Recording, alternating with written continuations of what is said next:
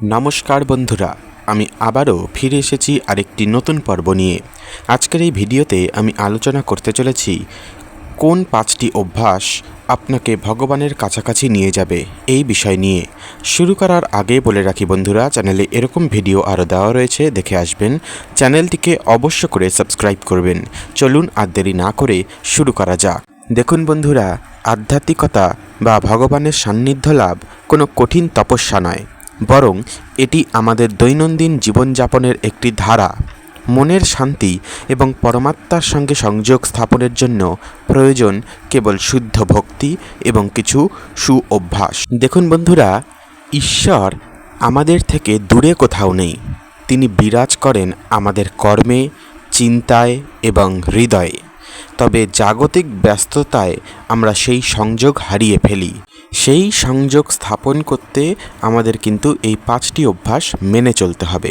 প্রথম অভ্যাস, প্রতিদিন কৃতজ্ঞতা প্রকাশ। সকালে ঘুম থেকে উঠে এবং রাতে শুতে যাওয়ার আগে অন্তত 5 মিনিট সময় বের করুন। ঈশ্বর আপনাকে যে জীবন, খাদ্য এবং পরিবার দিয়েছেন তার জন্য মন থেকে ধন্যবাদ জানান।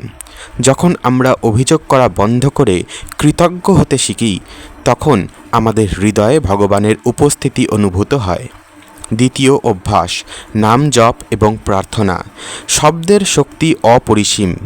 আপনি যে রূপেই ভগবানকে বিশ্বাস করেন না কেন, তার নাম জপ করুন।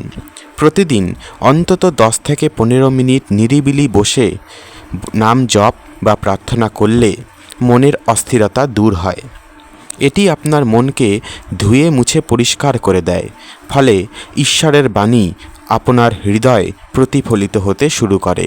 তৃতীয় অভ্যাস, নিঃস্বার্থ সেবা।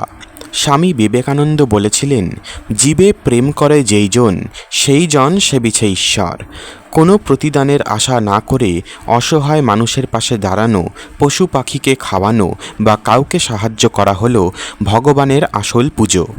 মানুষের সেবার মাধ্যমেই ভগবানের আশীর্বাদ সবথেকে দ্রুত পাওয়া যায়। চতুর্থ অভ্যাস, সৎসঙ্গ ও সদ্গ্রন্থ পাঠ। আপনার চারপাশের পরিবেশ আপনার চিন্তাধারা গঠন করে।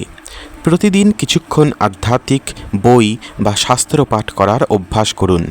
মহাপুরুষদের বাণী এবং ভগবানের লীলা পাঠ করলে মনের অন্ধকার দূর হয় এবং ভক্তি বাড়ে।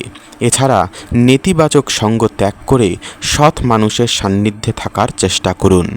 পঞ্চম অভ্যাস, আত্মসমর্পণ ও বিশ্বাস। জীবনের সব ভালো মন্দের ভার ভগবানের ওপর ছেড়ে দিতে শিখুন। আমরা অনেক সময় ফল নিয়ে দুশ্চিন্তা করি, যা আমাদের অশান্তি বাড়ায়, কিন্তু যা হচ্ছে তা মঙ্গলের জন্যই হচ্ছে এই বিশ্বাস রেখে নিজের কাজ করে যাওয়াই হলো প্রকৃত আত্মসমর্পণ। এই অভ্যাসটি আপনাকে দুশ্চিন্তামুক্ত করে ভগবানের অনেক কাছাকাছি নিয়ে যাবে। ভগবানকে পাওয়ার জন্য প্রয়োজন শুধু মনের পবিত্রতা। আজ থেকেই এই 5টি অভ্যাস আপনার জীবনে প্রয়োগ করুন। শুদ্ধ চিত্তে ডাকলে তাকে পাওয়া যায় অতি সহজে। আজকের জন্য এ পর্যন্তই বন্ধুরা, দেখা হচ্ছে পরের ভিডিওতে। সকলেই ভালো থাকবেন, সুস্থ থাকবেন এবং চ্যানেলটিকে অবশ্য করে সাবস্ক্রাইব করবেন। ধন্যবাদ।